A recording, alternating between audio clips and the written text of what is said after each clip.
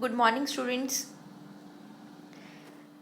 Adam Smith theory of development, इसका PDF मैंने पहले ही आपको भेज दिया था।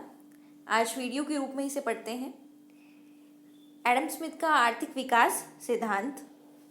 क्लासिकल अर्थशास्त्रियों में हम बात करेंगे एडम स्मिथ की, रिकार्डो की और माल्थस की। इन तीन अर्थशास्त्रियों को क्लासिकल थ्योरी में हम पढ़ेंगे। सबसे पहले हम पढ़ रहे हैं एडम स्मिथ का आर्थिक विकास सिद्धांत। एडम स्मिथ का महत्वपूर्ण विश्लेषणात्मक अध्ययन। हम जानते हैं कि एडम स्मिथ को फादर ऑफ पॉलिटिकल इकोनॉमी भी कहते हैं और फाउंडर ऑफ क्लासिकल इकोनॉमिक्स माना जाता है।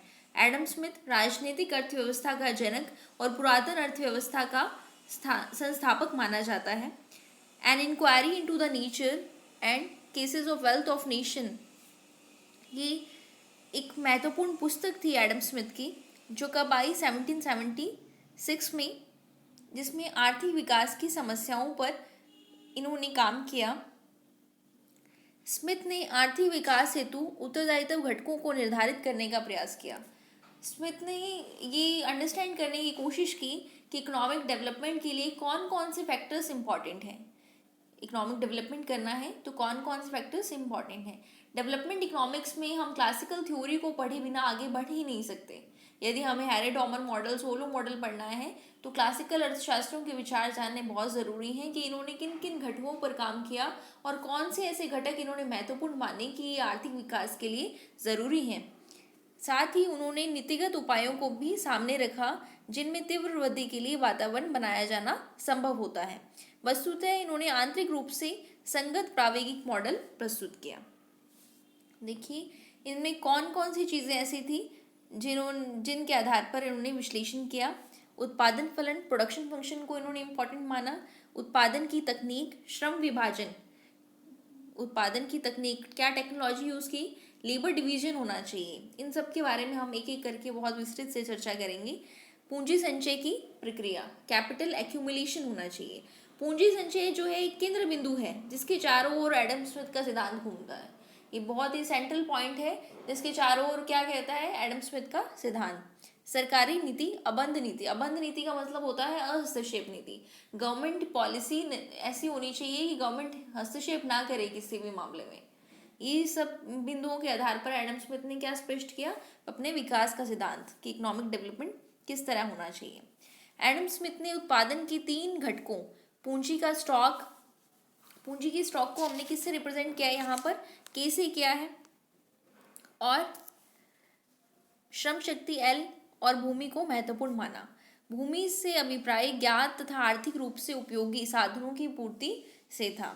स्मिथ के अनुसार उत्पादन के साधनों में श्रम का विशेष महत्व है। एडम स्मिथ ने कहा कि उत्पादन के साधन जो हैं उसमें सबसे ज़्यादा इम्पॉर्टेंट साधन कौन सा है, लीबर, श्रम का विशेष महत्व है जो देश के वार्षिक उपभोग हेतु विविध वस्तु या सेवाओं का उत्पादन करता है। उत्पादन के साधनों में पूंजी के विषय में स्मिथ ने स्पष्ट किया कि पूंजी मितव्ययता से बढ़ती है। पूंजी किससे बढ़ती है, मितव्ययता से। ये मोस्ट इंपॉर्टेंट है। यदि हमें कैपिटल बढ़ानी है तो क्या करनी होगी, मितव्ययता लानी होगी। हमारा जो धन है उसमें मितव्ययता लानी पड़ेगी, सेविंग करनी पड़ेगी। तथा फिजूल खर्ची व बुरे आचरण से घटती है। यदि हम बहुत ज़्यादा फिजूल खर्ची करें, पैसा जो है वो बहुत ज़्यादा लगाएं तो इससे पूंजी क्या होगी, घटेगी। पूंजी संचय से में परिश्रय से अधिक महत्वपूर्ण मितव्ययता है। स्मिथ का विचार है कि समय के साथ साथ बाजार के आकार में वृद्धि होती है, आंतरिक व बाह्य मितव्ययताएं बढ़ती हैं, इससे उत्पादन की वास्तविक लागत कम होती है। जो प्रोडक्शन कॉस्ट है वो धीरे धीरे कम होती जाती है क्योंकि धीरे धीरे मार्केट साइज बढ़ता है और जो मितव्ययताएं हैं वो प्राप्त होती हैं हमें। नेक्स्ट है पूंजी संचय। ये बहुत ही इंपॉर्टेंट है।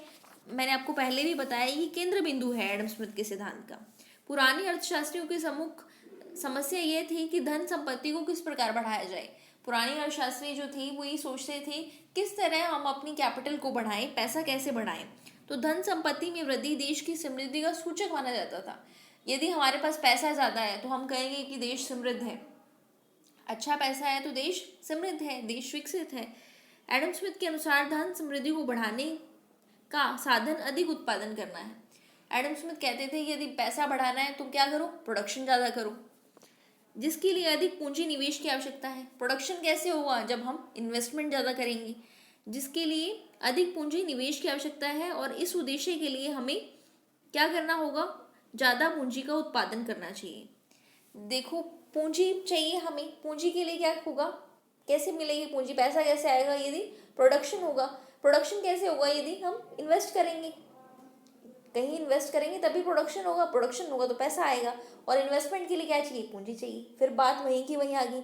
और पूंजी कैसे मिलेगी हमें, पूंजी का ज़्यादा उत्पादन करने के लिए हमें बचत करनी चाहिए। पैसा कहाँ से आएगा, बचत से आएगा। एडम स्मिथ ने कहा पूंजी संचय का आधार है। बचत करने हेतु हमें उपभोग पर कम खर्च करना चाहिए। यदि हमें बचत करनी है तो पैसा जो है वो कंज्यूम कम से कम करना चाहिए, उपभोग पर कम खर्च करना चाहिए और अधिक बचत करनी चाहिए। आनंद में सुनहरे भविष्य की खातिर हमें वर्तमान इच्छाओं को त्याग करना चाहिए। अगर हमारी इच्छा है आगे और पूंजी संचय हो तो वर्तमान इच्छाओं को ज़्यादा खर्च नहीं करना चाहिए। पूंजी का उत्पादन और प्रयोग पूंजीगत विकास का अभिन्न अंग है।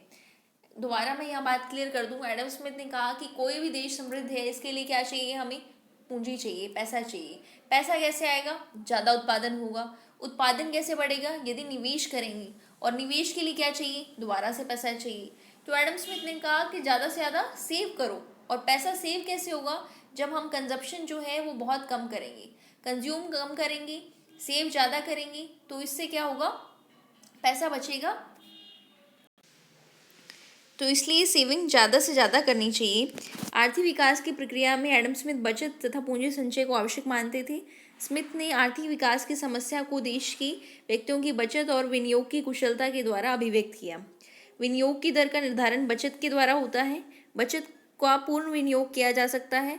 समस्त बचतें पूंजीगत विनियोगों या भूमि से प्राप्त लगान के प्राप्ति होती है।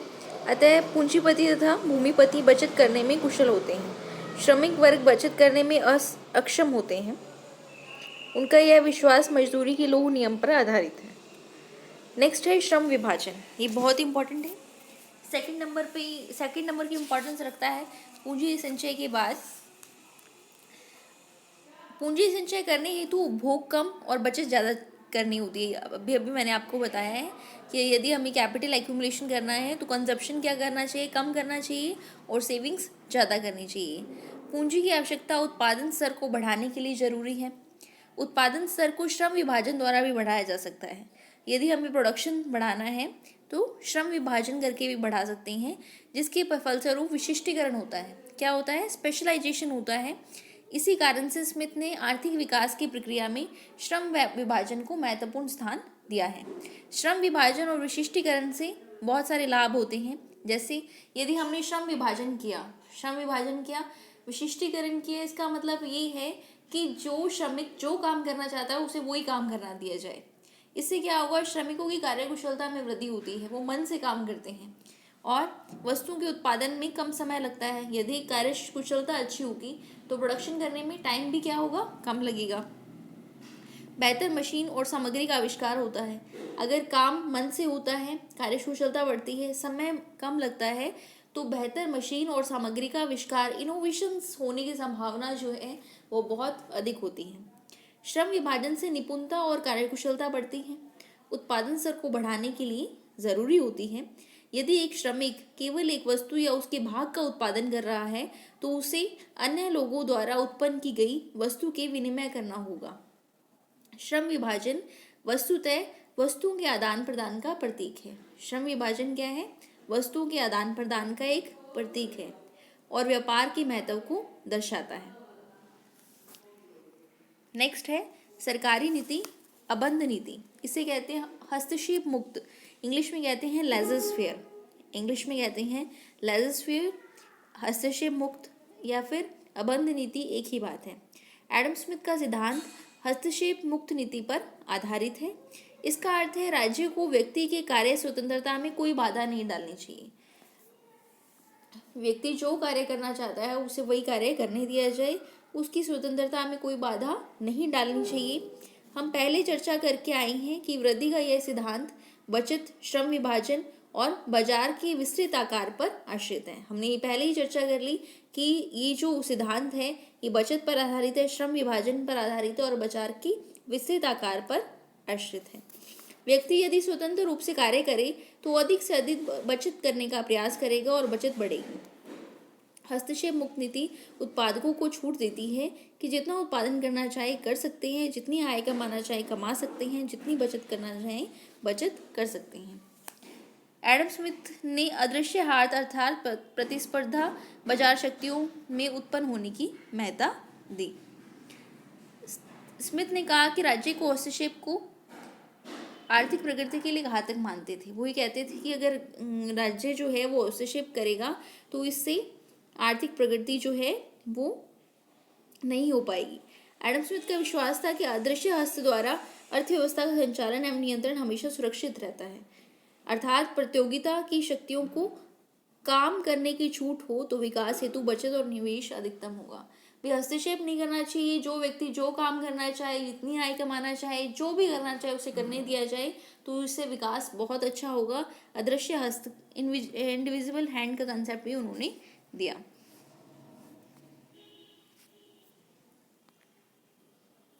नेक्स्ट है स्वतंत्र उपक्रम अर्थव्यवस्था। स्वतंत्र उपक्रम अर्थव्यवस्था स्वतंत्र व्यापार व प्रतिस्पर्धा कृषक उत्पादकों व्यवसायियों को बाजार का विस्तृत करने में मदद करती है, जिससे आर्थिक विकास संभव होता है। इन तीनों के फलन अंतर संबंधित हैं। कृषि के विकास से विनिर्माण प्रक्रियाएं बढ़ती हैं और वाणिज्य का विस्तार होता है। आर्थिक विकास के परिणाम स्वरूप जब कृषि अतिरेक बढ़ता है तो वाणिज्यिक सेवाएं एवं विनिर्माण वस्तुओं की मांग बढ़ती है। आर्थिक विकास होगा, इससे क्या होगा, कृषि अतिरेक बढ़ेगा। कृषि अतिरेक बढ़ेगा तो वाणिज्यिक सेवाएं और विनिर्माण वस्तुओं की मांग बढ़ेगी। इससे वाणिज्यिक प्रगति होती है और विनिर्माण उद्योग स्थापित होता है। इसके विकास से कृषि उत्पादन में भी वृद्धि होती है क्योंकि कृषक उन्नत तकनीकों का प्रयोग करते हैं। एडम स्मिथ के विश्लेषण का मूल्यांकन। Critical evolution of the analysis of Adam Smith. Adam Smith का स्पष्टीकरण विश्लेषण स्पष्ट करता है कि आर्थिक प्रगति कैसे होती है, कौन से घटक व नीतियाँ इसे प्रेरित करते हैं। जैसे हमने पढ़ा कि कैपिटल एक्यूमुलेशन फॉरमोस्ट इम्पॉर्टेंट है, उसके बाद division of labour, laissez faire, free trade, ये सब चीज़ें बहुत इंपॉर्टेंट है किसके लिए, डेवलपमेंट करने के लिए। उन्होंने बचत, पूंजी संचय, सुधरी तकनीक, श्रम विभाजन, उत्पादन में बाजार के विस्तार, कृषक व्यापारियों उत्पादकों की आत्मनिर्भरता के आधार पर संतुलित वृद्धि की प्रक्रिया को सामने रखा। एडम स्मिथ द्वारा वर्णित स्थिर व्यवस्था, अबंध नीति, विकास को सतत एवं संचयी प्रक्रिया मानने के विचार को कालांतर में अन्य अर्थशास्त्रियों द्वारा विश्लेषित किया गया। कालांतर में बहुत सारे अर्थशास्त्रियों ने इसे अच्छे से विश्लेषण किया। विकास के बारे में स्मिथ ने कहा कि विकास प्रक्रिया में पूंजी संचय पर बहुत अधिक बल दिया गया है। इस तत्व को समकालीन वृद्धि सिद्धांतों में शामिल भी किया गया है। जो ये एडम स्मिथ कह के गए हैं पूंजी संचय के बारे में, इनको शामिल भी किया है। अर्थव्यवस्थाएं जो औद्योगिक क्रांति के प्रवेश द्वार पर हैं, स्मिथ सिद्धांत की मुख्य बातों जैसे श्रम विभाजन, पूंजी संचय, बाजार का विस्तार, उदार सरकार द्वारा कृषक व्यापारी, ये सब चीज़ें जो है ये आर्थिक विकास के लिए लाभकारी होंगी। परंतु स्मिथ ने जो कुछ भी कहा है वह मुख्यतः ब्रिटिश अर्थव्यवस्था के संदर्भ में था, और जो ब्रिटिश अर्थव्यवस्था है हम जानते हैं कि ये मुक्त व्यापार पर अधिक बल देती है। इसलिए ये आशा नहीं रखनी चाहिए कि स्मिथ का सिद्धांत उन सभी विकास समस्याओं का समाधान करेगा जिनका सामना विश्व की वर्तमान अल्प विकसित देशों जो हैं वो कर रहे हैं। ये जो कंसेप्ट दिया है वे ब्रिटिश अर्थव्यवस्था के संदर्भ में दिया है। अच्छी चीज़ें हैं लेकिन कंसेप्ट जो है उस देश की अर्थव्यवस्था को ध्यान में रखते हुए दिया है। अल्प विकसित देशों में ये सब चीज़ें लागू नहीं होती क्योंकि हम जानते हैं कि गवर्नमेंट इंटरफेरेंस रहता है अल्प विकसित देशों में। धन्यवाद।